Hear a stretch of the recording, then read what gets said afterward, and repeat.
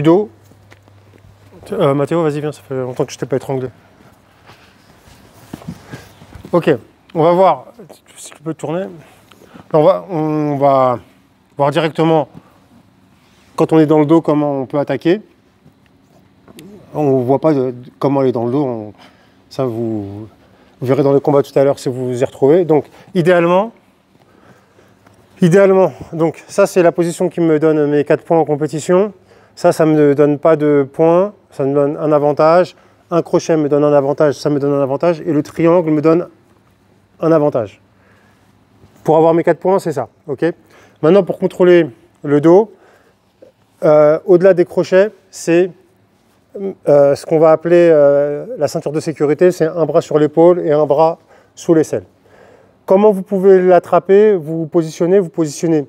D'une manière générale, vu que c'est cette main-là, ma main droite, celle qui est sur l'épaule, qui va l'étrangler,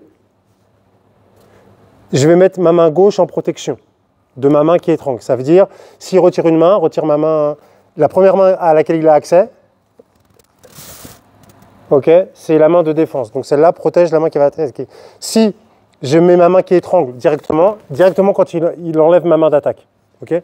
Donc c'est un petit tips. Mais parfois dans le combat, ça va changer. Mais ça va être l'idée principale. Donc ce que vous allez faire très succinctement, vous allez, d'une manière générale, ce qu'il faut faire, pour étrangler, il faut partir sur un côté. Je vais essayer de partir du côté, idéalement. On va voir les deux options aujourd'hui. On va voir l'option, je pars par là, qu'est-ce que je fais? Je pars par là, qu'est-ce que je fais? Okay. On va dire que la règle générale, c'est si ma main droite est sur son épaule, je vais partir du côté droit pour étrangler. D'accord? Parce que ici, il n'a plus de sortie. S'il veut sortir par là, il a mon bras qui l'empêche. D'accord? Tandis que si je pars par là, j'ai plus de bras qui le gênent. Okay. Maintenant, il y a des éléments à prendre en compte pour le contrôle de votre adversaire. Parce qu'en fait, ce qui va vous donner la finalisation, c'est vous et votre capacité à contrôler votre adversaire. Donc, je vous ai parlé des crochets. En réalité, c'est les crochets qui donnent les points, mais ça va être vos genoux qui vont le contrôler. Vous avez ceinture de sécurité et surtout, en fait, vous allez avoir votre tête proche de lui. D'accord?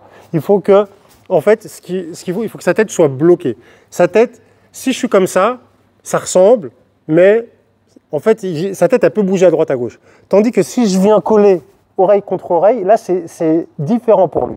Donc, ce que vous allez faire pour ce premier travail, c'est ceinture de sécurité, oreille contre oreille. Vous partez ici. Vous pouvez supprimer une main et cette main-là va chercher l'omoplate le plus loin possible derrière. Ensuite, donc, par contre, attends, on va se tourner un peu comme ça. Donc, ce que vous allez faire une fois que ce que vous voulez avec cette main-là, c'est aller le plus loin possible derrière ici. Cherchez ici. Okay. Ici, vous pouvez étrangler d'une main. Si vous n'y arrivez pas, donc vous avez cette saisie-là, vous glissez et vous passez derrière. Vous passez derrière. Cette main-là, il ne doit jamais l'avoir devant lui. Il ne doit jamais. C'est pas, je suis là, j'essaie de faire un truc comme ça. Ma main de protection, il ne la voit jamais. Elle glisse en dessous, elle glisse, elle passe sur ma main et j'ai cette position-là. Et c'est à partir de là que je peux étrangler. Donc, vous pouvez le faire en position assise, ici, ou vous pouvez le faire en position en vous allongeant côté bras sur l'épaule. Vraiment, le détail qui va vous aider, c'est... Alors, peut-être que pendant le combat, et c'est là qu'il faut être patient, parce que souvent, on veut finaliser, on veut que ça aille vite. Le gars, il ne tape pas aussi vite qu'on a prévu, et on lâche la technique et on va faire autre chose. Si vous êtes dans le dos et que vous commencez à avoir ça, soyez patient. Là, je ne suis pas bien placé. Regardez, ça c'est un détail que Marcelo Garcia faisait. Il grappille avec ses mains, ici, ses doigts, il fait des petits pas avec ses doigts, jusqu'à avoir une saisie bien solide ici. Là, il peut étrangler à une main, ou alors, celui-là, c'est le plus puissant. Il y a aussi un truc que les anciens faisaient. J'y croyais pas trop, et je me rappelle, c'était même... j'étais prétentieux de ne pas y croire.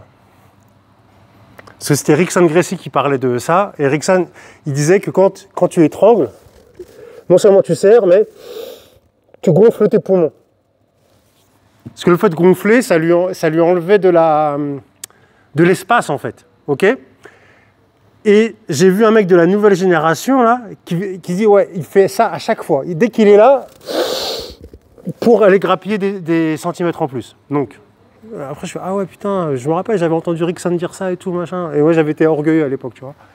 Donc, on va essayer de tout compacter. Donc, vous le faites, on fait ça là maintenant. Donc, c'est très basique, c'est très simple, mais je vous vois pas assez le faire en combat. Alors que sur les compétitions en grappling, c'est la finalisation qui a le plus haut taux de réussite. Vous regardez à la DCC, le plus de finish, c'est dans le dos, Mataléon. En Guy, c'est dans le dos. Okay, donc, prenez votre temps, tac, tac, et ensuite on verra si on tombe de l'autre côté ce qu'on fait. OK? 1, 2, hausse.